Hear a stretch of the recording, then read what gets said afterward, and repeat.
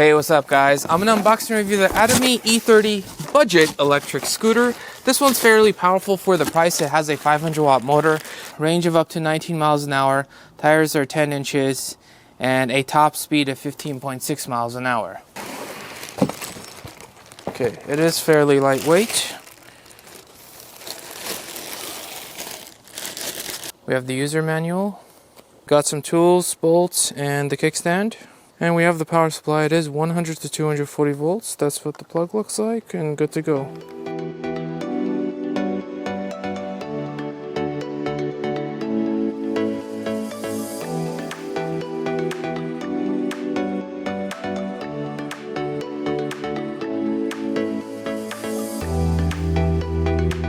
For the controls, we have our rear disc brakes, we have our bell.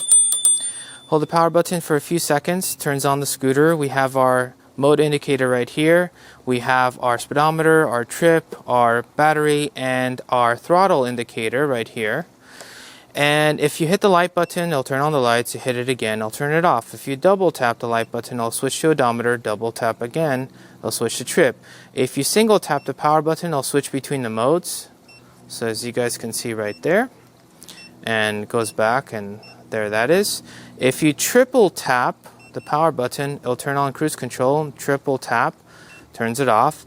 If you tap the power button 4 times, it locks the scooter, and then if you tap it 4 more times, it unlocks it. So this might work better with the app, because if someone doesn't know that they have to tap it 4 times to unlock. And then if you tap the power button 6 times, switches to kilometers, and then 1, 2, 3, 4, 5, 6, switches back to miles.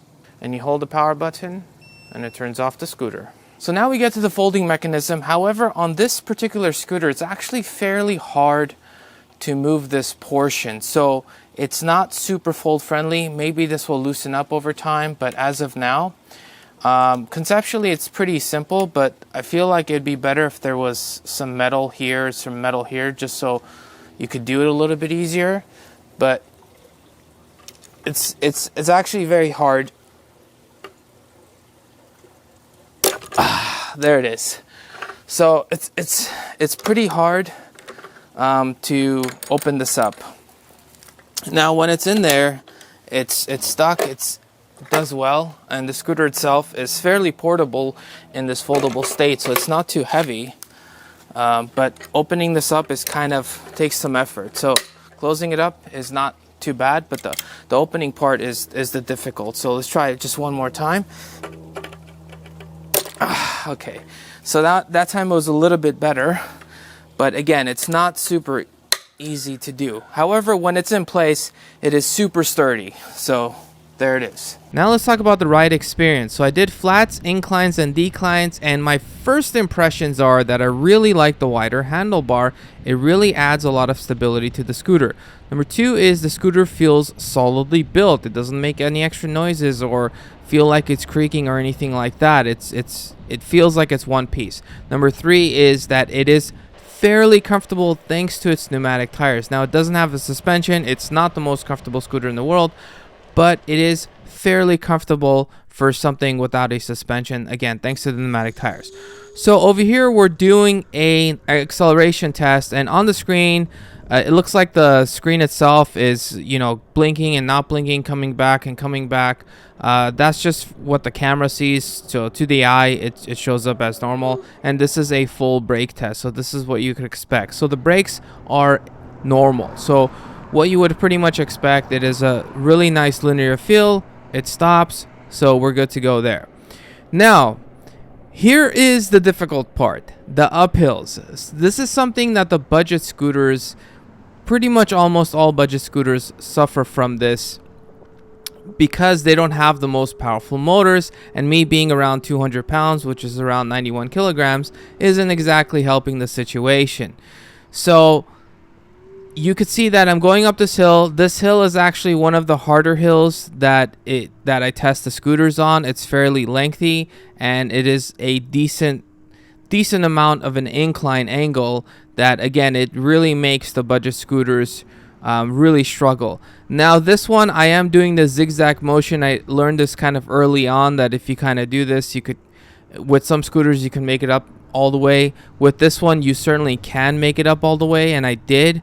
But do expect this. If you're in an area where you have a lot of inclines, I typically recommend more expensive scooters, something that's either a dual motor or a more powerful single motor that won't struggle as much with the hills. But the fact that something so relatively very low price can actually take me up the hill is incredibly impressive.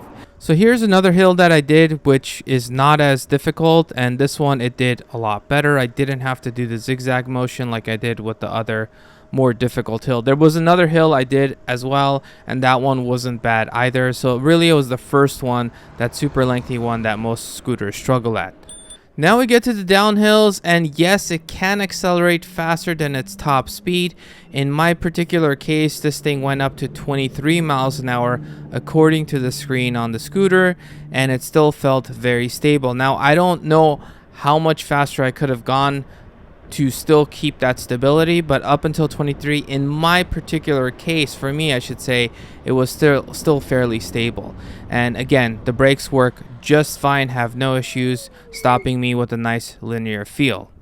Next we get to the sidewalks, which we kind of get into the comfort level here, and it's completely fine. Again, this thing doesn't have a suspension, but even without that, it's still fairly comfortable to ride on the sidewalks.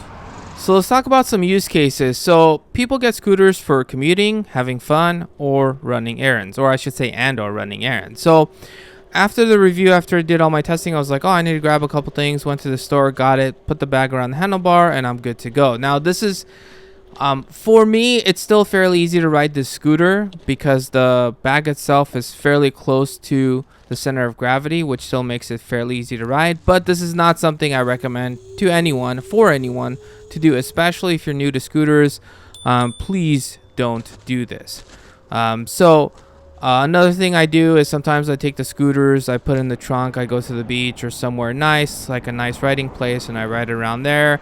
And for that, you do need a lighter scooter as well, so that helps. And hopefully the locking mechanism gets easier. The folding mechanism gets easier with this thing, so I can fold it and unfold it a little bit easier, because really that's the only con with the scooter. Everything else was honestly really good. Super stable, really love the handlebar, the grip, the brakes, everything is just really good considering the price of the scooter. I mean, I'm not going to compare this to a Segway GT2 where, you know, that's on a whole another level of performance. This scooter, for the price, it's honestly really well built. Overall, I really enjoyed the scooter. It's fairly comfortable, has decent acceleration, has normal brakes. But let me know what you guys think in the comment sections below, and as always, smash that subscribe button, and I'll catch you guys in the next one.